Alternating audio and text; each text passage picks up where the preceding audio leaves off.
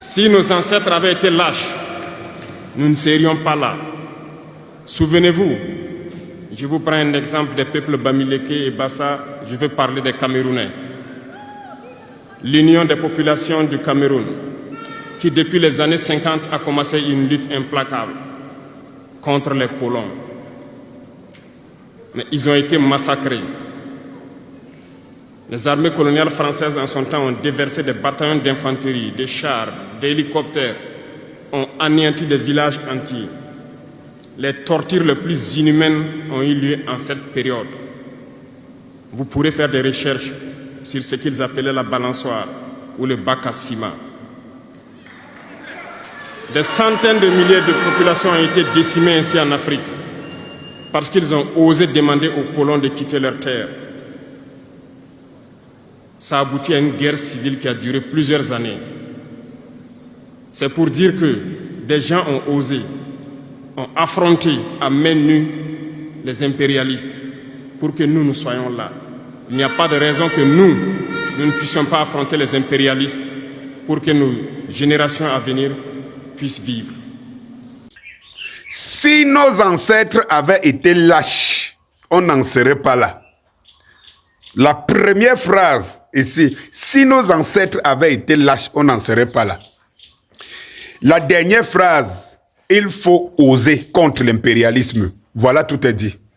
Et je veux vous dire une chose, c'est que c'est le mal d'un pays comme le Cameroun, c'est le mal des Africains et en particulier d'un pays comme le Cameroun. Voilà ce que c'est qu'un leader. Merci Ibrahim Traoré, merci que Dieu t'a envoyé pour ouvrir les yeux aux jeunes Africains les vrais, parce que dans mon pays, on est encore à dire dans une pensée que non, les jeunes ne peuvent rien. Les jeunes eux-mêmes s'auto-censurent en disant qu'ils ne sont rien, ils ne peuvent rien. Il faut laisser la place aux vieux. Donc, il y a quand même une jeunesse qui s'élève. Et c'est un jeune qui parle, un jeune leader, Ibrahim Traoré. Merci beaucoup. Merci au bon Dieu de nous l'avoir envoyé. Si nos parents ne s'étaient pas sacrifiés, aujourd'hui, demandez à un jeune quel est son sacrifice. Demandez-lui quel est son sacrifice. Son sacrifice, c'est de se mettre derrière un vieux. Voilà son sacrifice. Et il pense qu'il est activiste, il pense qu'il est engagé, il pense que, ça veut dire que il est assis derrière sa télé, il est assis derrière son clavier et c'est là où il est engagé. Si nos parents avaient été lâches, c'est que nous ne sommes pas là où nous sommes. Beaucoup se sont sacrifiés pour que nous soyons là. Et nous devons nous poser des questions. Quelle est notre part de sacrifice? Quelle est notre part d'engagement? Est-ce que notre part d'engagement suffit tout simplement à être manipulé, à accepter d'être manipulé, parce que comme on est paresseux et on ne veut rien faire, on se dit que notre destin, on le pose entre les mains des autres qui ne sont même pas jeunes. Il faut oser. Qu'est-ce que la jeunesse camerounaise ose? Je pose la question. Et c'est la jeunesse de l'Afrique centrale. Quel est ce qu'elle ose? Rien. Ibrahim Traoré pose ici les bases de ce que les leaders politiques devaient faire. Il a dit que ce qu'Ibrahim Traoré est en train de dire, parce qu'Ibrahim Traoré, je vous prends le proverbe l'adage de Victor Hugo. Il dit, quand je parle de moi, je parle de vous. Quand je parle au peuple burkinabé, je parle de vous. Il parle, quand je parle en tant qu'un leader, je parle de vous. À vous les leaders, voilà ce que vous deviez, voilà le travail que vous deviez faire au sein de vos populations qui vous suivent comme des moutons et qui sont dans des croyances. Ibrahim Traoré ici interpelle la conscience africaine, non seulement parce que en fait, si les jeunes sont ce qu'ils sont, c'est parce que les vieux ont permis à ce qu'ils soient comme ça, les ont fabriqués comme ça. Je vais vous donner, dans le cas, je prends le cas de mon pays, le Cameroun. Vous avez M. Biya qui arrive depuis 40 ans, il est là. On sait, dans les archives, c'est qu'on nous écoute, que ses patrons, à l'époque, lui en tant qu'un administrateur fonctionnaire, ses patrons disaient de lui, très bon travailleur, très bon engagé, mais incapable de prendre des décisions, incapable de trancher. Cela veut dire que Biya n'avait pas la carrure d'un leader. Parce qu'un leader est celui qui est capable, qui ose, qui est capable, qui s'engage, qui est capable de faire front, même à ses propres enfants, dire non. Alors, il est capable, mais très bon travailleur, très bon serviteur. Et comme je dis, quand vous regardez l'aspect du Cameroun, par exemple, vous vous rendez compte qu'il y a des très bons fonctionnaires, très bons travailleurs qui devaient être des bons conseillers, mais ils ne sont pas des leaders. Ils n'ont pas de carrure de leader. Ils n'en ont pas. Eh bien, ce qui s'est donc passé, c'est que le laxisme, l'incapacité de prendre des décisions et de regarder même son propre employé, son propre collaborateur en face et de lui dire, ce n'est pas ce que j'attends, je te balaie. Voilà les objectifs fixés. C'est pour cela que nous, on plébiscite Samuel Eto'o. Gars, c'est pour ça que nous, on plébiscite Samuel Eto'o.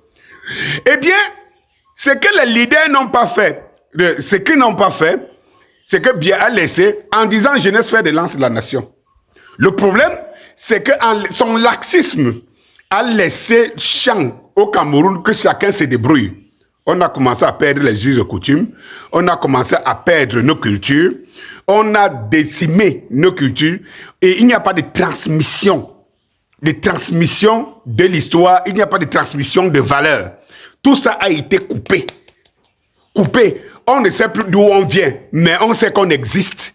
Voilà. Ce truc, on ne sait plus d'où on vient, mais on n'a pas une histoire qu'on partage. On n'a pas de valeurs, des us et coutumes sur lesquelles on s'appuie. On n'a pas une culture qui nous associe. Parce que la culture, dans toutes les sociétés, c'est l'âme des peuples, c'est l'âme qui forge des peuples. Qui forge d'abord des communautés et qui forge des peuples. Parce que l'association des cultures, dans une communauté, dirigée par les pères fondateurs ou bien les éclairés qui savent où on doit aller, c'est eux qui dirigent. Le Cameroun a tout perdu, tout ça, tous ces repères. Vous avez donc des générations qui viennent, incultes, aucune culture, d'ailleurs qui ne savent même pas parler leur langue, qui ne connaissent même pas les musiques de chez eux et se plaisent même d'ailleurs de ne pas en connaître. Voilà, parce que voilà la jeunesse camerounaise et la jeunesse centre de l'Afrique du centre. Parce que je sais que l'Afrique de l'Ouest, il y a un minimum de base culturelle qui était encore gérée. En Afrique centrale, c'est de la Boabé. C'est là où le système francophone est ancré jusqu'à dans nos os. Alors vous voyez donc ces jeunes, une génération sans repère. Vous avez des femmes qui ont commencé à aller dans les bars. C'est-à-dire que toutes les mœurs, les dépravations de mœurs se sont installées. Il n'y a donc pas de repère. Vous avez donc ces générations-là, comme je le disais, au risque de me répéter, incultes, qui n'ont aucune base, qui ne savent même pas qu'on se plie devant un aîné, pour peu qu'il soit né, sorti du ventre avant nous, qui ne savent pas qu'il y a des règles établies dans la société. Non. C'est qu'ils se projettent eux-mêmes. Et qu'est-ce qui devient leur culture? Les télés, la culture occidentale, où on voit les présidents qui sont les LGBT, où on voit des trucs qui sont contre les valeurs naturelles. Dans cette société, donc, s'est installé des leaders qu'une fois que vous avez des jeunes autant abrutis, autant incultes, et ils n'ont qu'une seule chose, vivre de plaisir, le loisir et tout. Et lorsque ça va mal, ils recherchent parce qu'ils ne se voient pas. Ils n'ont pas de base sur laquelle ils se projettent. Parce que vous avez des leaders politiques qui ne passent pas le temps à les enseigner, à les donner les fondamentaux des bases. Parce qu'en tant que ce qu'Ibrahim Traoré fait, c'est d'en ramener les Africains à comprendre, les jeunes Africains à comprendre que le mal, ce n'est pas le voisin direct. Le mal, le mal est lointain et qu'il faut l'attaquer dans la racine. Et que nos parents, c'est ce que nos parents ont fait, attaquer dans la racine. Ils sont arrivés jusqu'au niveau où ils pouvaient arriver. Mais notre devoir était de continuer. Mais pour continuer, il faut le savoir. Pour continuer, il faut que ça tape tous les jours entre nous. Mais vous avez des leaders politiques qui n'initient pas les jeunes, qui ne les amènent pas à prendre la responsabilité, qui ne les amènent pas à comprendre ce que c'est que la nation, le pays, le peuple, le drapeau, la culture. Ils ne font pas ce travail de ça. Tout ce qu'ils font, c'est de mobiliser ces cobayes électoraux, de les servir le moment venu. C'est ce à quoi ils sont importants pour eux. C'est de mobiliser les cobayes